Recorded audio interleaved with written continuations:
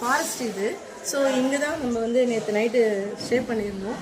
Camp ஆச்சு, அப்புறம் dance DJ பயங்கரமாக இருந்துச்சு, பயங்கர ஃபன்னாக இருந்துச்சு, ஜாலியாக என்ஜாய் பண்ணோம். ஸோ இப்போ இங்கேருந்து விக்கெட் பண்ணிக்கிட்டு நெக்ஸ்ட் பிளேஸ் கிளம்புறோம். ஸோ நெக்ஸ்ட் பிளேஸ் என்னன்றது தெரியல, பார்ப்போம். அங்கே போயிட்டு சொல்கிறோம் உங்களுக்கு. உனக்கு ரொம்ப சந்தோஷமாக இருக்குங்க, போலாமா? பயங்கர ஜாலியாக இருக்குது.